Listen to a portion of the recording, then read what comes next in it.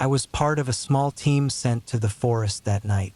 We got a call earlier about something strange going on deep in the woods. It seemed like it would be an easy job. Go in, check things out, make sure nothing illegal was happening, and head back. Simple enough. I had done stuff like this a bunch of times before. When we started walking into the forest, something felt off. The air was thick, like it was hard to breathe.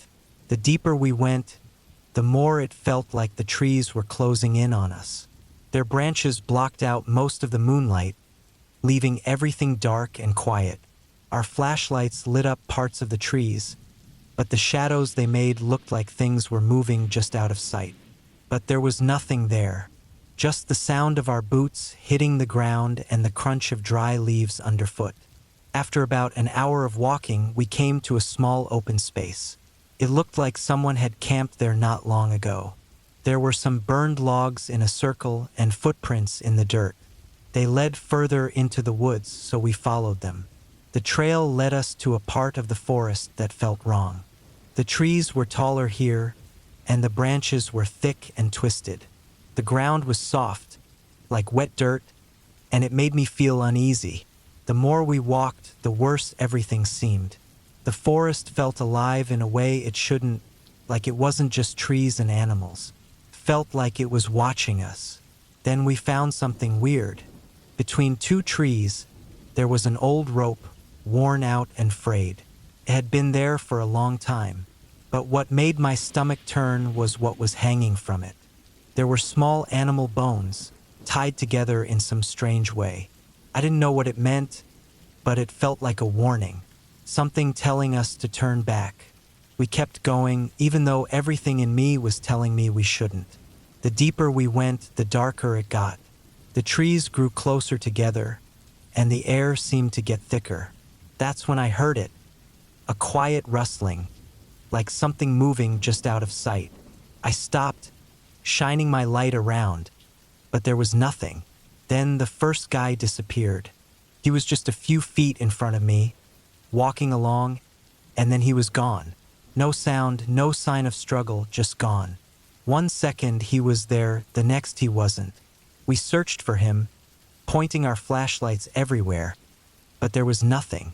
No footprints, no marks, just empty space where he had been. That's when panic started to creep in. We grouped up, trying to figure out what to do, but before we could, it happened again. Another guy, this time right beside me, vanished. I didn't see it happen. I looked away for just a second, and when I turned back, he was gone. That's when I realized we needed to leave. We turned around to go back the way we came, but the trail was gone. It was like the forest had swallowed it up. Every direction looked the same, just trees stretching out forever. My heart was pounding in my chest, and I could feel the weight of what was happening. This wasn't just some normal search anymore. We were being hunted. We tried to move fast, hoping we could find our way out, but the forest was twisting around us. The rustling sounds got louder, like whatever was out there was getting closer. My flashlight started flickering, and I could feel eyes on me. It wasn't just my imagination anymore. Something was out there, following us. Then, out of the corner of my eye, I saw movement. It was quick, darting between the trees. I aimed my flashlight at it, but by the time the light hit, it was gone. My breathing was rough, and fear was squeezing my chest. Whatever it wasn't waiting much longer. I could feel it circling us, closing in. In the end, I was the only one left. I don't remember how I made it out of the forest, but I did. I stumbled out, falling to the ground, gasping for air. My body was shaking uncontrollably. Everyone else was gone. No sign of them, not a single trace. I filed my report, but no one believed me. They sent more teams in, but nothing came back. No camp, no tracks, nothing. Like we were never there at all. I don't know what was in that forest, but I know one thing for sure. It's still out there. It knows how to make people disappear without a sound, without a struggle. And it's still waiting, hidden in the trees, watching.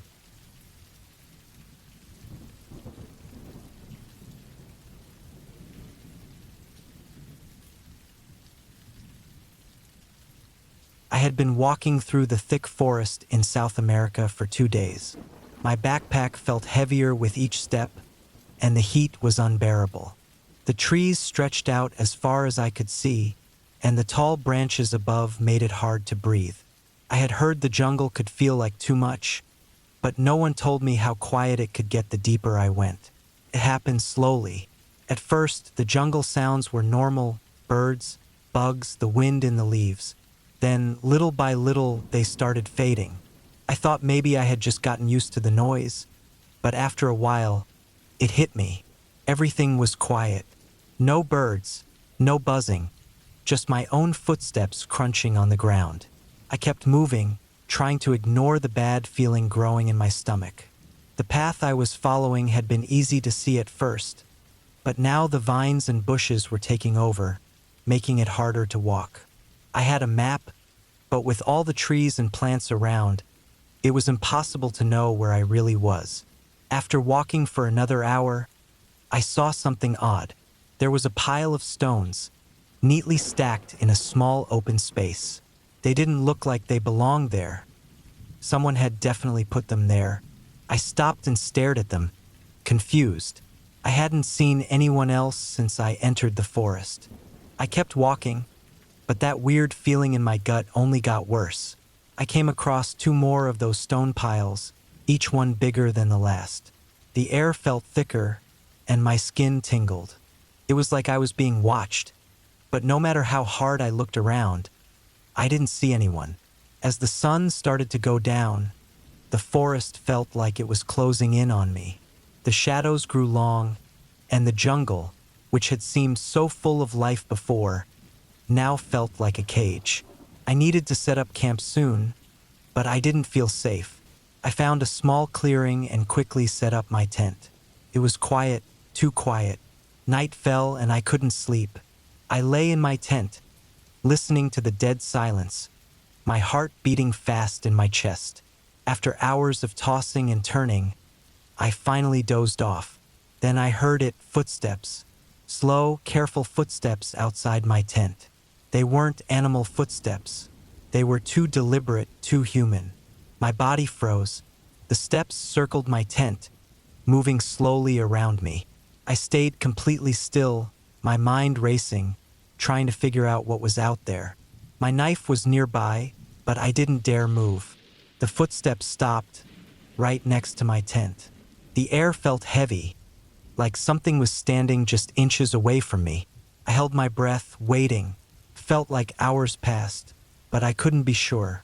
Then, slowly, the footsteps started again, moving away into the forest. I lay there, listening until I couldn't hear them anymore.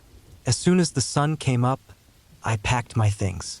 I needed to get out of there, but as I tried to follow my map, nothing looked familiar. The jungle felt different, like it was swallowing me up. Every direction I turned looked the same, endless trees blocking my view. Panic set in as I realized I might be lost. The jungle, which had been incredible just days ago, now felt like a prison. I walked for hours, hoping to find a way out. But instead, I came across another pile of stones. This one was bigger than the others, almost as tall as me. My heart sank. I hadn't seen any of these stone piles since the day before, and now they were back. I stood there, staring at it, trying to figure out what to do. Then I noticed something I hadn't before. There were scratches on the stones. Deep marks like someone or something had dragged sharp nails across them. That's when it hit me. Those stone piles weren't just random. They were markers, and whoever or whatever was out here had been using them to track me. I dropped my backpack and started walking faster, trying to put as much distance as I could between me and those stones. But no matter how fast I walked, the feeling didn't go away. Every time I looked over my shoulder, I felt it, eyes on me, watching every step I took. As I pushed deeper into the jungle, more stone piles appeared. Each one was bigger than the last. Each one seemed to say, "You're going the wrong way." By the time the sun started to set again, I knew I wasn't getting out. The jungle was playing tricks on me. It wasn't just a forest, it was a trap, and I had walked right into it. That night, I didn't set up my tent. I didn't even stop to rest. I just kept walking, knowing deep down that no matter how far I went, I wouldn't escape. The stone piles kept appearing, larger and more twisted, almost as if they were waiting for me to understand something. The scratches on the stones were deeper now, more violent, like they were made in frustration or hunger. I never saw what was following me, but as the darkness closed in and the jungle swallowed all light, I finally understood. I wasn't meant to leave, and now, I'm not sure anyone will ever find me, but whatever's been marking those stones is getting closer.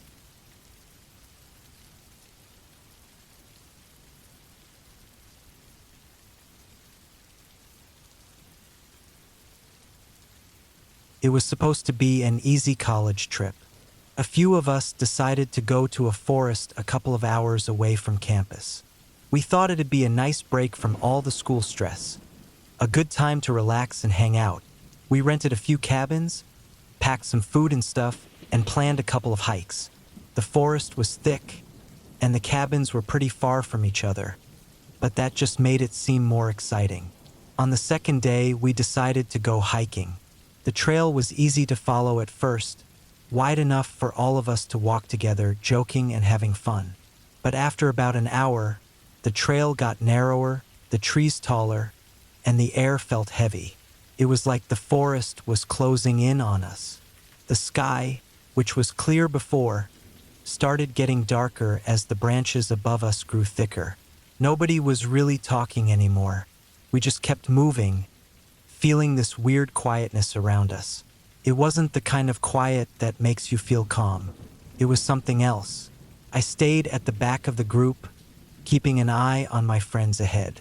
The trail was getting harder to follow, covered with roots and broken branches. Every once in a while, I looked over my shoulder. I couldn't explain it, but I felt uneasy. Maybe it was because it was so quiet, or maybe it was the way the trees seemed to surround us, but something about it just felt off. I couldn't shake the feeling that we weren't the only ones out there. After about 2 hours, we reached a small clearing. This was supposed to be our halfway point, where we could rest before turning back. But there was nothing there, just more trees. No signs, no markers, nothing to show we were in the right place. One of the guys checked the map, looking confused. That's when we realized we weren't where we thought we were. We had no idea how far off the trail we had wandered, but going back seemed like the smartest idea. We started retracing our steps, but everything looked different. The trees, the path, even the light, it all seemed wrong. The trail split off in directions we didn't remember, and before long, we were completely lost. The air was getting colder, and the sun was starting to set faster than we expected. That's when I noticed something.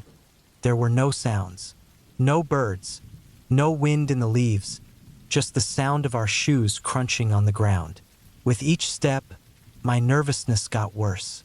Every time I glanced back, I thought I saw something move between the trees, but when I looked closer, it was gone.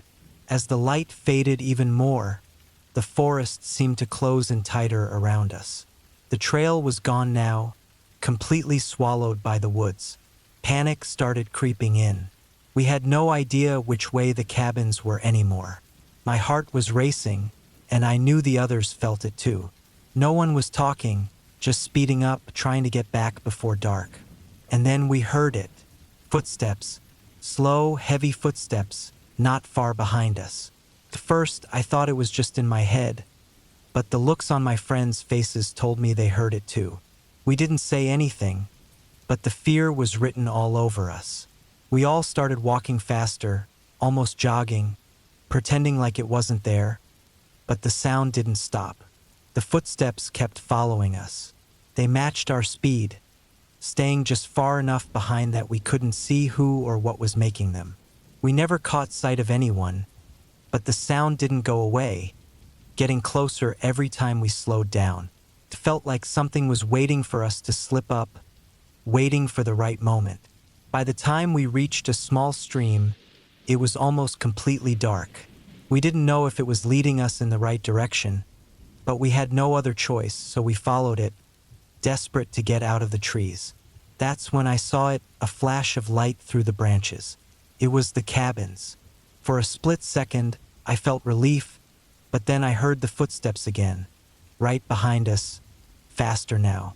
We didn't waste any time.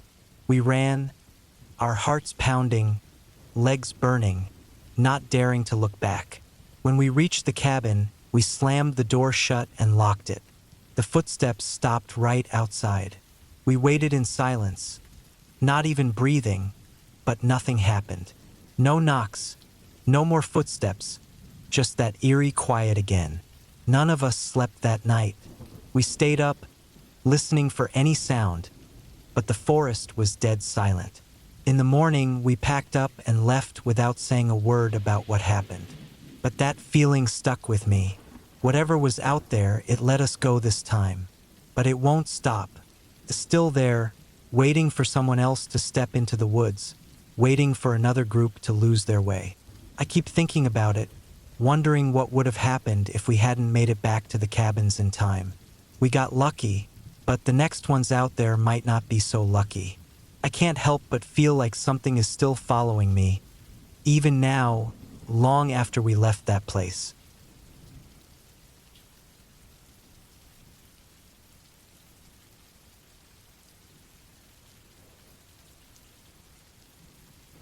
I always loved spending time with my grandfather. He didn't talk much, but he was strong, and he knew the forest behind his house better than anyone. Every summer, I'd visit him and we'd walk the trails there, the trees closing in as we went deeper. The wind barely moved through the leaves, but it always felt calm. I never felt nervous being in those woods. Not until that last summer.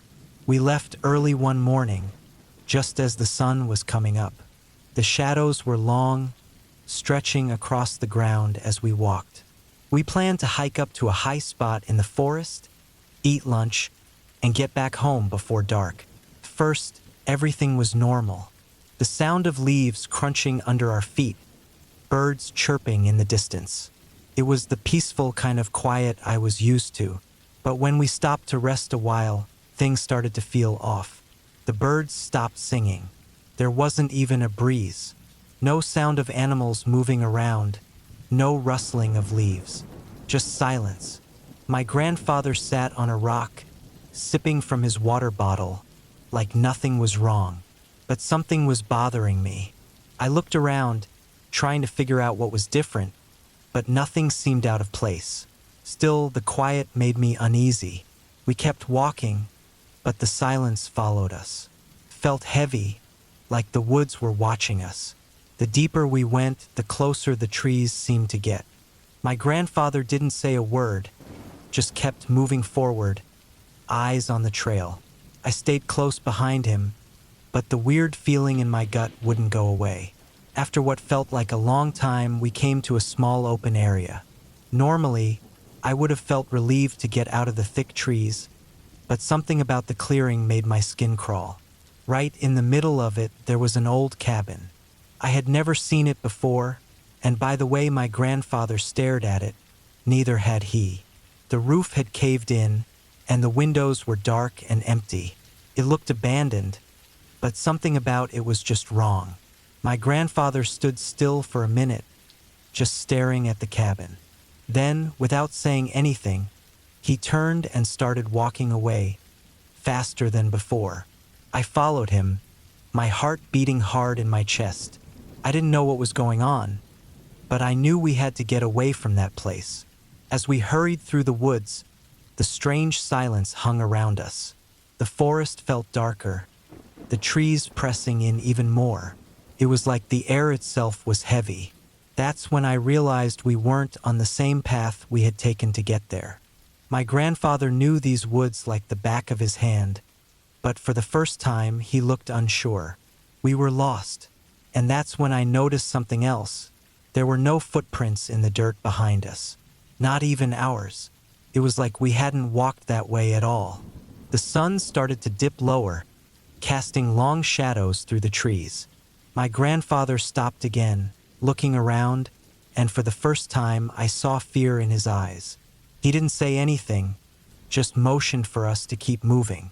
He picked up the pace, and so did I. We walked for what felt like hours, but the cabin still seemed close, like no matter how far we went, it was right there, hidden behind the trees. Every now and then, I glanced back, and I swear I saw it, just beyond the shadows, like it was following us. My legs were aching, and panic was bubbling up inside me, but I kept pushing forward. I didn't want to believe that we couldn't escape. As night started to fall, we finally found a familiar part of the trail, the one leading back to my grandfather's house. I felt a wave of relief, but it was short-lived. My grandfather didn't slow down. He kept looking over his shoulder, walking faster and faster, like something was chasing us. We made it back to the house just as darkness fully swallowed the woods. My grandfather didn't say anything about what happened, but I could tell it had shaken him. He was usually so calm, but now he seemed on edge, like he knew something was out there. That night, I lay in bed, staring at the ceiling, my mind racing. I couldn't stop thinking about the cabin. It felt like the forest had led us there on purpose, like it was playing some kind of twisted game. It had let us go, but I couldn't shake the feeling that it wasn't over. The next morning, I woke up early and looked out the window. The woods didn't look the same. The trees seemed darker, thicker, like they had moved closer to the house overnight. And even though I couldn't see it, I knew that the cabin was still out there, waiting. We never went back into the forest after that day. My grandfather didn't talk about it, and I didn't ask. But every time I visited him after that summer, I'd catch him standing at the window, staring out at the woods. He wasn't just looking at trees anymore. There was something else in those woods, something that had let us leave that day, but only because it wanted to. And I couldn't help but feel that one day we'd have to go back. Not by choice, but because the forest would call us again.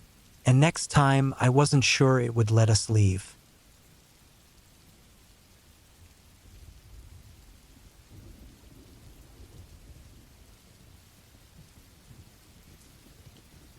Being a forest ranger isn't as thrilling as people imagine. It's mostly walking around, checking trails, and making sure campers don't break any rules. The job's quiet for the most part. The only real excitement comes from the rare lost hiker or spotting some wildlife. I've done this for years, so I thought I'd seen it all. One day, I was sent to patrol the far end of the forest. These were the less traveled trails, deep in the woods, away from the main campsites. It was really quiet out there, almost too quiet. Even the normal sounds, birds whine through the trees, were missing. It felt off, but I just figured it was the time of day or maybe the weather changing. About halfway through my patrol, I saw something weird. There was a path that wasn't marked on our maps.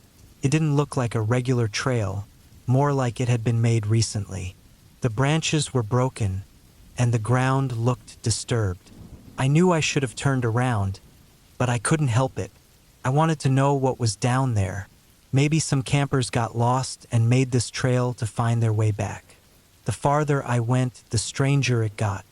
The trees seemed thicker, their branches hanging low, blocking the sun. The ground felt softer, like it had been walked on not too long ago. It didn't feel like a normal trail anymore. Something about it was wrong, though I couldn't explain why. After walking for what seemed like an hour, I came to a small clearing. In the middle of it, there was an old cabin. It looked like it hadn't been touched in years, falling apart with age. But something wasn't right about it. There were no footprints, no signs of anyone being there recently, but the door was slightly open. As a ranger, I'm trained to check on abandoned structures, so I thought I'd just take a quick look and then report it later. As I got closer, I noticed something strange near the door. The ground was scattered with bones, small ones probably from animals, but they weren't just scattered randomly. They were in neat little piles, like someone had put them there on purpose. I felt a cold shiver run down my back. I didn't want to, but I knew I had to look inside. I pushed the door open slowly. The inside was dark, and the air felt thick, damp. It didn't smell like death, but something was off. Something sour, stale. I could barely see, but there was a table in the middle of the room, and on it were more bones. These were bigger, definitely not from animals.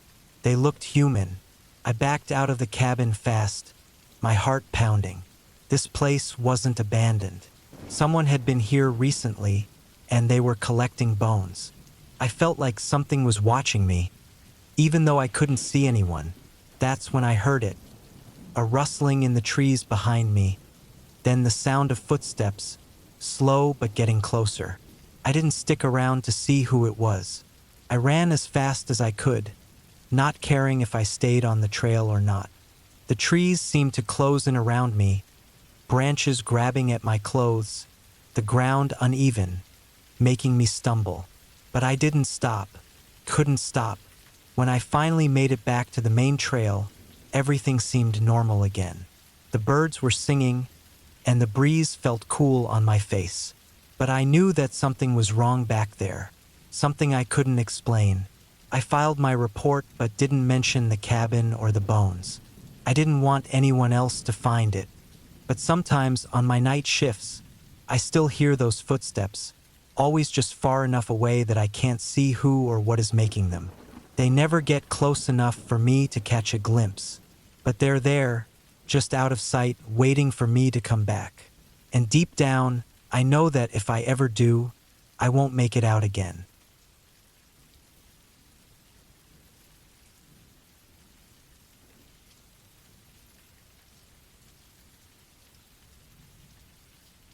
It was one of those crisp fall evenings when the trees seemed to whisper secrets. I had been out walking my dog, Max, along the edge of the forest that runs next to my neighbor's property. Our houses are close together, but the forest acts as a natural barrier, keeping us separated from the thick woods beyond. As we walked deeper into the woods, Max suddenly stopped and his ears perked up. I could hear it too, a faint, steady thumping, like a heartbeat coming from the forest. I thought it might be an animal or just the wind playing tricks on us. But then Max started growling, a low, threatening sound I'd never heard from him before. We kept going, but my worry grew. The thumping grew louder and seemed to be getting closer. I decided it was time to head back, but as we turned, I noticed something strange. The path we usually took was gone, replaced by a tangle of branches and thick undergrowth. It was like the forest had changed while we were in it. I tried to retrace my steps, but the more we moved, the more lost I felt. The thumping was now a steady beat, echoing through the trees. Max was pulling at his leash, barking sharply and showing he was very agitated. I stumbled through the thick underbrush, my flashlight flickering and only showing dark shapes. Then I saw it, a dim light far away. It looked like someone was standing there, but they were too far to see clearly. My heart pounded. I knew it wasn't one of my neighbors. Everyone was at home, settling in for the night. Panic set in as I tried to move toward the light. The thumping became faster and more erratic, as if whatever was making it was coming straight for us. I could hear footsteps crunching behind me, but I was too scared to look back. Max was barking furiously, his instincts screaming danger. Finally, we broke through the dense brush into a clearing. The light turned out to be a lantern hanging from a tree, its light casting eerie shadows around. As I got closer, I saw an old, rusty barrel near the lantern. It looked like it had been there for ages, filled with old trash and broken pieces of wood. The thumping suddenly stopped. I realized it had been the sound of something dropping into the barrel, maybe a piece of metal or wood. It was a homemade alarm, set up by someone to scare off intruders or just to make noise. Whoever set it up was long gone, but their trap remained. Relieved but still shaken, I turned to leave the forest, guiding Max with a tight grip. As we reached the edge of the woods and stepped into the open, I saw my neighbor's house in the distance, its lights warm and comforting. But as I looked back at the dark forest, a cold chill ran down my spine. The thumping might have been a warning, but what if it wasn't meant for me? The forest was hiding something, something that used that noise to keep people away. And as I glanced back one last time, I couldn't shake the feeling that whatever it was still watching, waiting for the next time someone dared to wander into its territory. The forest had changed for me forever, and now it felt like a place where unseen dangers lurked just beyond the trees.